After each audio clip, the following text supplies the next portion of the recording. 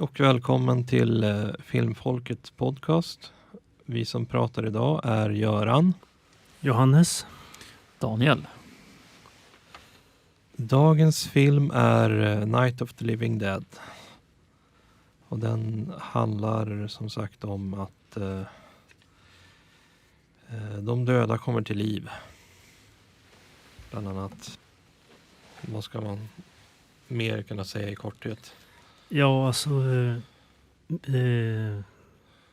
mycket av situationen är ju något som förklaras över radio och tv-rapporter som antyder att det ska vara någonting att göra med en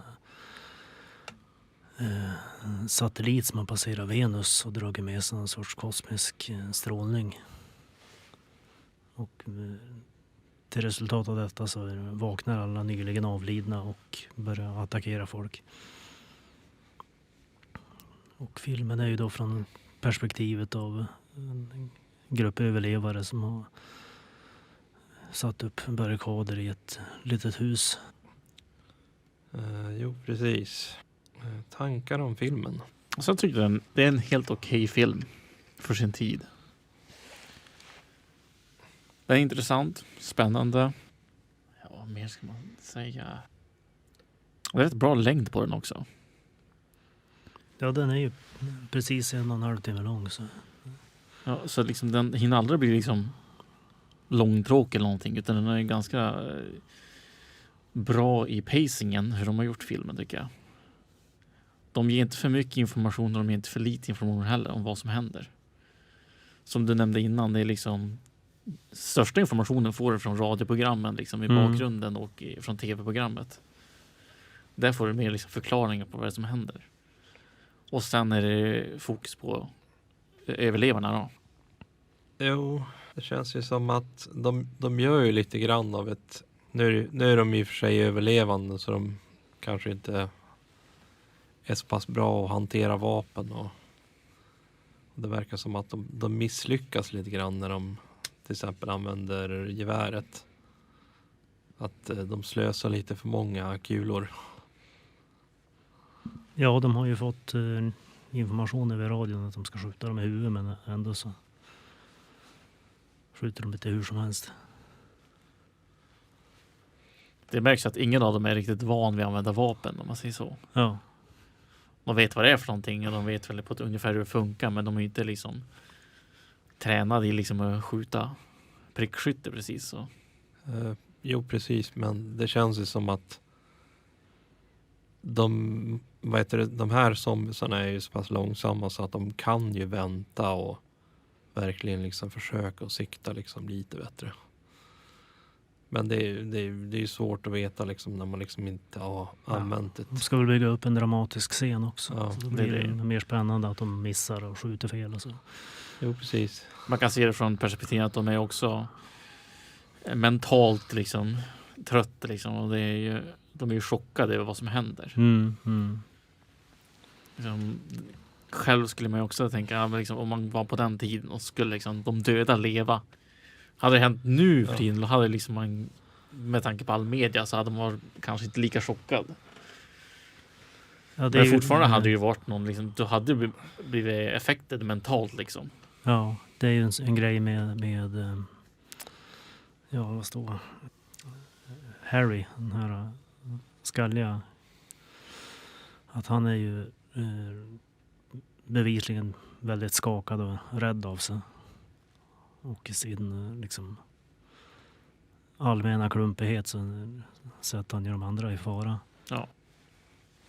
Det är som att alla de där överlevarna gör något misstag under liksom filmens gång.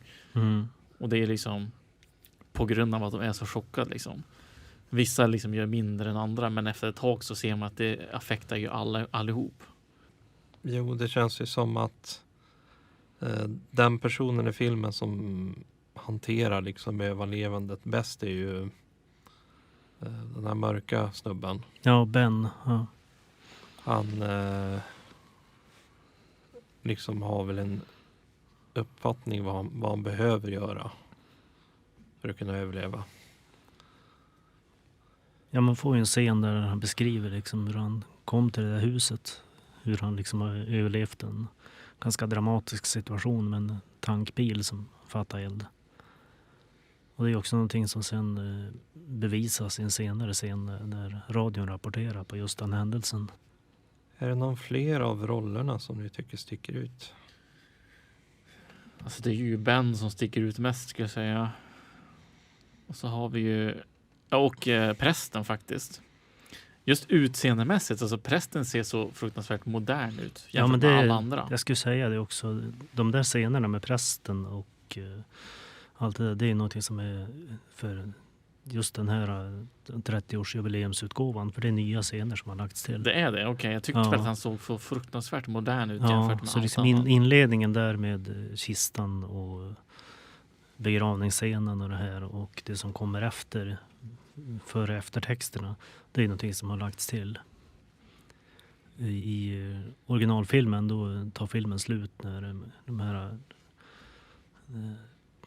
poliserna och alla de här skjuter Ben. Okej. Så då är det liksom en övergång där till eftertexterna med de här fotona när de bränner liken och så vidare. Så det är liksom Men då så det förklarar för ja, dig. det var någonting jag ville förklara också, för att det är något som är unikt för just den här versionen av filmen. Men det var någonting jag tänkte på också, det här vi pratade om filmmusiken. Att man kan uppleva det lite ojämnt med man har lite blandning av lite gammaldags orkestermusik liksom för sin tidsera. Filmen är ju från 68. Men så har man lite lätt mer moderna grejer i andra scener, och det har också att göra med den här versionen av filmen som har blivit redigerad på det sättet. Precis. För det känns ju som att det är mycket musiken som för det framåt, och att man hör ju liksom inte så mycket ljud. Utan Du tänker liksom ljudeffekter och sådär? Ja. För man hör ju liksom inte så mycket att det blir vind, utan de enda gångerna man liksom, jag märkte att man hörde ur, det var ju typ när de höll på oss liksom och spika fast brädor för att barrikera både fönster och dörrar. Ja, det är mycket sådär med att musiken ska bygga stämningen och sådär också. Sen tänkte jag också de här scenerna med det här paret Tom och Judy som ska försöka hjälpa till med den här bilen som fattar eld. Att det är också en yttring av att här har vi folk som inte riktigt vet vad de håller på med. Slarva så att de går åt liksom. Och mycket sådana här scener kan man ju tycka är lite stereotypiska, men det här är ju egentligen första filmen som etablerade sådana här saker. Med liksom zombieapokalyps och en liten grupp överlevare i ett hus. Och liksom, det är liksom grundsten i liksom hela det här systemet som har det har ju etablerat alla de här klyschorna som sen dyker upp i senare filmer. Ja, jag tänkte ju när de klantade till sig när de skulle ha i bensin och de träffade bilen istället för att... Ja, men visst, det var nästan komiskt. Ja. Och så det med hennes jacka som fastnade. Ja, så visst. kom inte därifrån. Hon som inte ens skulle med i början. Ja, visst. Men som sagt, det är ju... De har ju panik och liksom, det är svårt liksom att tänka klart när de är i den där situationen. Så tänker man så är det ju lite mer förståeligt. Och just att det är ju väldigt överspelat på många ställen. Skådespeleriet alltså. Mm. Och det gör ju en liten komisk effekt på det hela. Till exempel en sån här, när de ska slåss med zombiesarna och brottas. Det ser så komiskt ut på något sätt.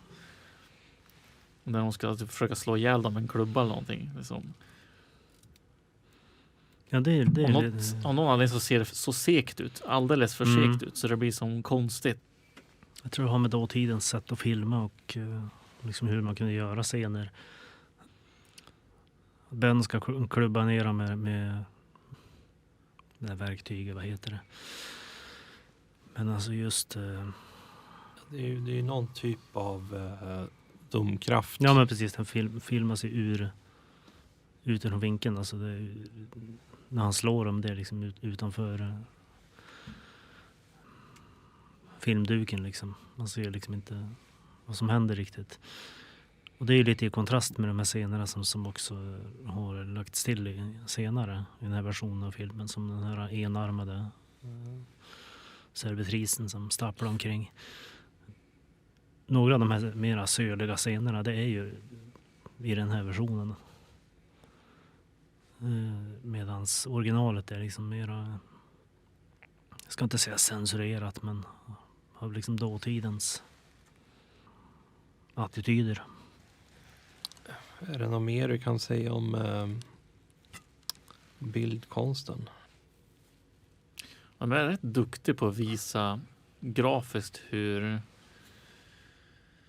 brutalt det är med zombiesarna när de äter kropparna och grejer. Det är inte supermånga sådana scener, men de är väldigt impactfulla, måste jag säga. Ja, det är väl den här scenen då bilen har exploderat. Det är det som är liksom i det där. Och det är liksom, du kan se skillnaden på de som har varit död lite längre än de som har varit död väldigt nyligen. Och liksom att du kan nästan se på vilket sätt de har dött på. De som har varit med om en bilolycka, de ser liksom att de har sådana skador på sig. Ja, just den här bilolyckor-grejen, det är ju en ny scen, om man säger så. Men det syns ju på andra också, liksom, hur de är riven efter ansikte. Och ja, några ser ju värre ut än andra. Ja, vissa ser ut som de inte skadar alls, men liksom, de kanske bara har några bitmärken någonstans på armen eller någonting. Så det är liksom många olika hur de ser ut. Liksom. Det är som människor från alla håll. Det är en kanter, hel grej där med att den första som ser på kyrkogården, han är ju alldeles färsk. Medans några som dyker upp senare, de har ju skador och är lite insjunken och sådär. Så just sminkmässigt och effekt, alltså just hur de har byggt upp det där är ju väldigt speciellt. Jag tänker också på det att i en film som har ursprungligen gjorts svartvita, att då har man ju tillämpat lite knep i det för att få de som spelar zombies att liksom vara blekare och så vidare. Och det är ett helt arbete i sig att fixa. Jag minns jag läste någonting om det där med de hade med gamla vampyrfilmer och annat sånt där, att de skulle se blek ut, att de kladdar på en massa grönt smink. Grönt smink? Ja, för att just det gröna reflekterar ljus på ett helt annat sätt när man filmar svartvitt, och det gör att de blir mycket blekare. Och det är någonting som har sen bidragit till i mera modern tid då, att man hittar på att zombier och vampyrer, att de ska vara gröna liksom. Och det är liksom en kvarvara från just den här svartvita filmeran. Känns som att det blev liksom lite stumt i huvudet den här gången. Ja, men det är lugnt. Jag tänkte bara på det. Jag pratar mycket om att det är mycket som har ändrats i den här versionen av filmen. Det är just också det att det finns ju flera olika versioner av just den här filmen. Visst kunde det vara kul att ha sett liksom det absoluta originalet, men den har jag inte någon tillgång till. Den finns däremot att titta på nätet. För det är så att Night of the Living Dead har varit i public domain nu i väldigt länge. Och den enkla orsaken till att någonting slarvades när de skulle publicera filmen. Okej. Jag kan inte komma på något mer med bildkonsten riktigt. Nej, det blir liksom lite svårt med tanke på att hur man ska koppla allting, med tanke på att det är väldigt sällan man kollar på svartvita filmer. Men det är liksom, det är ju ändå kul, med tanke på att det är inte så ofta man kollar på dem. Ja, det är inte så vanligt att man gör svartvita filmer idag precis. Det händer ju, men Det är ju... Ja, det händer. Det är liksom... den senaste som jag kan tänka på, det är väl det här Lighthouse. Ja, visst. Ja. Och den var ju jättebra, tycker jag. Den var ju helt fantastisk för den är gjord. För den kändes som en gammal film.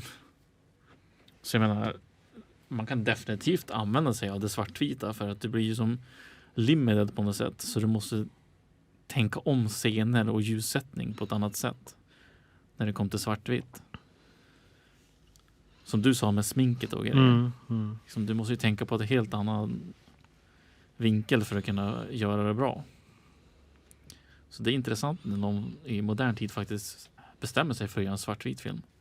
Jag tänkte på det också, för hemmavid har jag en version av filmen i färg också. Men jag tyckte det skulle vara roligt att se just i svartvitt. För det är det som är originalet. Ja, men det håller jag med om faktiskt. För den här svartvita som jag minns. Men jag vet inte om jag såg den här med de där nya scenerna. Jag tror inte att jag har sett de här med de nya scenerna, med tanke på att... För jag har ingen minne om den där prästen. Nej. Jag kommer ju bara ihåg i början där när det där paret skulle fara till gravgården och han började liksom att skämta liksom. Det är den scenen jag kommer ihåg. Sen så var det väl bara när de kom till det där huset. Sen så är typ resten av filmen en blurr. Jag minns bara Ben, tror jag. Liksom, eller talat från Memory, så minns jag bara Ben. Ja, precis. Resten är som en blur. Ja. Är det något mer ni kan komma på, eller ska vi övergå till... Jag sitter bara och läser lite om detaljer om filmen här, och han som spelar den här prästen i den nyversionen, och han är också kompositören för soundtracket på de här nya spåren som körs. Jaha, okej. Det var ett soundtrack som stack ut. Det var när Ben gick på övervåningen för att dra bort den där kroppen, gamla tanten. För där blev det som något helt annat, som ett svällande som kom upp. Och det hände bara en gång i filmen. Det var som jättehögt och stack ut jättemycket. Det var som ett unikt svällande, typ stråkar eller vad det var för någonting. Och det kom bara just då i filmen. Det tycker jag var lite underligt. Kommer inte på något mer. Det är samma här. Var det andra filmen? Det var några vetenskapsmän som hade fångat någon zombie som de hade döpt, och som de försökte träna upp som en hund nästan. Ja, det är ju Day of the Dead. Det är det efter, det är andra. Ja, nej, det är tredje Det filmen. är tredje filmen. För då är det ju säg första filmen, då är liksom situationen har börjat att spåra ur. Och i andra filmen då är ju samhället i öppen kollaps. Och tredje filmen, då är det liksom långt efter katastrofen. Och de försöker liksom överleva. Och därav just den där grejen att de har en i fångenskap för att studera. Döpte inte de den som The Ben? Eller minns jag fel? Ja du, jag vet inte. Jag kommer inte ihåg. Bub heter han. Bub, så heter han. Okej. Men då är frågan, är det något mer ni kan komma på, eller ska vi övergå till vad kunde ha gjorts annorlunda och övriga tankar? Kunde gjorts annorlunda? Ja, det är väl de här extra scenerna då, om det var menat att liksom prästen skulle stå ut så mycket, eller? Ja, det är frågan. Det blir ju lite ojämnt mellan scenerna om man säger så. Just liksom, jag tror det är mycket skägget hans som gör så att han ser ondskefull ut på något sätt. Jag vet inte varför, men det är någonting superklädd och det där skägget som gör så att, jag vet inte, han ser bara ond ut. Och sticker ut något fruktansvärt. Man spelar fortfarande bra. Alltså, han är trovärd att han är en överkristen person. Southern Baptist. Typ. Ja. Och den här speciella rösten liksom. Så på så sätt gjorde han ett fruktansvärt bra jobb, måste jag säga. Så det var verkligen ett tillägg där. Men just det här lite utstyrseln som är lite kluven på. Mm. De gjorde aldrig en remake på den där, va? I modern tid. Jo. De gjorde det. Det finns nyare versioner av den också. Jag tror inte jag har sett den faktiskt. Det måste jag nästan kolla upp. Se om de gjorde någonting bättre i den. Alltså det är någonting som jag tänker på. Det är ju när tjejen får följa med i början och hennes bror. Men alltså hon var klantig på ett sätt så det blev komiskt liksom. Och just det här när de ska ligga ner jättelänge när de tar sig upp och springer vidare liksom. Ja, visst. På något sätt hade man kunnat klippt så det hade blivit mer naturligt. För det känns som visst att man är chockad, men på ett sätt så blir det som att det är lite för länge. Det var lite så man la upp dramatiska scener på typ 60-talet. Sen kan jag ju tycka att det var just att hon blir helt katatonisk när hon väl kommer in i huset. Och det är någonting som en senare remake då fixar till lite grann så att hon är mer aktiv. Ja, hon är väldigt liksom passiv när hon väl kommer in i huset. Alltså hon säger ingenting och hon bara sitter typ. Men alltså det ståndet kan jag ändå förstå till viss del. För som sagt, då är hon har blivit så chockad så hon är liksom hjärnan har bara slutat liksom registrera saker. Det är som att stressen har gått för långt så att det är som kroppen inte kan hantera det längre. Och de scenerna gjorde hon bra faktiskt. För det kändes naturligt på så sätt. Men filmmässigt så hade det varit coolt att se liksom att om hon kunde snäppa ut det lite senare liksom mot slutet där. Ja visst, det är ju effektfullt just att hon är så dramatiserad. Liksom att det skulle ändå vara intressant om hon kunde ha gjort lite mera. Fast hon blev typ lite igen, för hon försökte hjälpa till i slutet där men det var ju som lite för lite och lite för sent skulle jag säga. Ja, så blev hon ju helt ställd av att se sin bror. Ja, så liksom, direkt när hon kom tillbaka så försvann hon igen typ. Ja, men visst. Chocken kom tillbaka på en gång för att brorsan var där. Paralyserad av att se han som en zombie. Så det hade kunnat gjorts bättre. Så man hade kunnat dra ut lite längre på filmen kanske. Så man hade kunnat få tillbaka henne lite grann. Mm. Jag tyckte det är en intressant kontrast också just det här. För att det här är liksom första filmen med afroamerikansk hjälte liksom på det sättet. Med Ben som slåss mot zombies och allting. Ja, han är ju typ huvudkaraktär. Ja visst, det är en enormt liksom progressiv grej i liksom filmen. Och så har vi samtidigt av Barbara som är liksom klassiskt liksom totalt oförmögen kvinna liksom. Det känns väldigt 60-tal och ändå inte 60-tal, om man säger så. Så det var väldigt nytänkande på så sätt. Ja.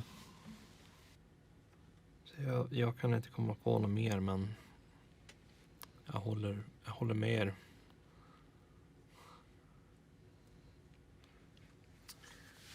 Jag kan inte heller komma på något riktigt mer. Nej, men jag tänker med övriga tankar så har jag ju något... det här var ju liksom första zombiefilmen, moderna zombiefilmen med alla sina moderna idéer på det sättet. Men sen just att zombies äter hjärnor, det är någonting som kommer i en senare film. Och det är ju egentligen en spin-off till hela den här filmserien. Return of the Living Dead. Mm. Och det är ju mer en komedi då. Men som behandlar den här filmen som om det vore en baserad på en verklig händelse. Så det är liksom sin egen lilla lustiga värld. Det är lite häftigt faktiskt. Ja. Men just liksom filmhistoriskt så skulle det vara intressant att se den någon gång också. Ja, det är jag för. Jag gillar de här zombiefilmerna. Jo, absolut. Är det någon mer ni kan komma på eller? Jag tyckte det var intressant att man ser de här zombierna att de använder verktyg. För det är någonting som liksom faller bort i senare filmer. Ja, då blir de ju lite mer bara själlösa Ja, ting. visst. Bara klöser på dörrar och så vidare. Istället för att liksom ta upp tegelstenar och bordsben ska du liksom försöka slå sig in. Och då tänker jag liksom att Ja. det ger dem en helt annan atmosfär liksom vad det gäller sin närvaro och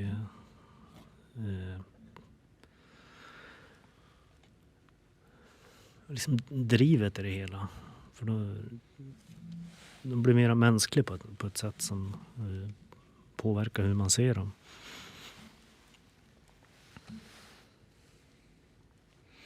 Man skulle kunna se det på ett sån vinkel att det är, eftersom att de är nyligen döda, så är det som att kroppen fortfarande kommer ihåg vissa rörelser. Ja, men visst. Och sen om man tänker på senare som filmer när de har varit död mycket längre, så kanske då förlorar de den förmågan att använda grejer. Så då blir det mer att de bara klöser på dörrar som du säger. Men det är coolt att nämna det, att de faktiskt använder verktyg för att ta sig in. Och för att ha ihjäl sin offer. Som den här flickan i källaren. Ja, men visst. Det är ju en väldigt ikonisk scen. Liksom att hon tar ju fram den här trädgårdsspaden liksom. Och att de nydöda ändå är liksom så pass illvilliga till sina närliggande på det sättet liksom, att det vad ska man säga? Man tänker typisk zombie som ett djur som bara vill äta kött. Ja. Men här har vi ett barn som nyligen har liksom dött i sjuksäng i princip. Och har bara på ett ögonblick förvandlats till liksom en tyst liten mördare med trädgårdsverktyg liksom. Ja. Det är en väldigt speciell grej. Men det som jag säger med det här med att de använder verktyg och så här, att det är som en helt annan varelse än den liksom djuriska, hjärndöda kannibalen liksom. Och just ljuddesignen när det kommer till just de scenerna är helt annorlunda. Liksom. Det är som eko på ljuden. De har twistat det liksom, så man hör barn som skriker samtidigt som du har mamman som skriker lite grann. Men de har typ förvrängt ljud också, så det är som ett lite mer high pitch. Ja. Och så är det som att flera av de här skriken bara dånar ut med varann. Och det gjorde scenen mer hemsk på något sätt. Så där lyckas de jättebra med att visa hur hemsk den scenen var. Är det något mer ni kan komma på? Eller? Nej, jag är ganska nöjd så. Då kan vi återgå till eventuella idéer till nästa gång. Ja, det var väl just den här komedin då i sådana fall. Som jag tänkte på där med anknytningar till den här filmen. Return of the Living Dead. Ja, visst. Alltså jag är helt på redan. Det låter som en bra idé, som en fortsättning. Ja, just det. Nästa vecka så är jag ju borta. Ja, okej. Så att antingen ska ni se den, eller så kan ju se den här filmen med spindlarna. Ja, just det. Ja. Jag tänker på att jag är liksom, Spindel. med tanke på att jag är inte så stort fan av spindlar. Man tar lite sådana möjligheter, ja. Jo, men visst, helt klart. Då kan vi spara zombiefilmerna till nästa gången därpå. Jo, precis. Sen avgör ni själv om ni vill spela in eller inte. Men om det inte är några fler idéer så kan jag ju önska er alla hej och adjö för den här gången. Ja, hej då. Tack för oss. Adjö.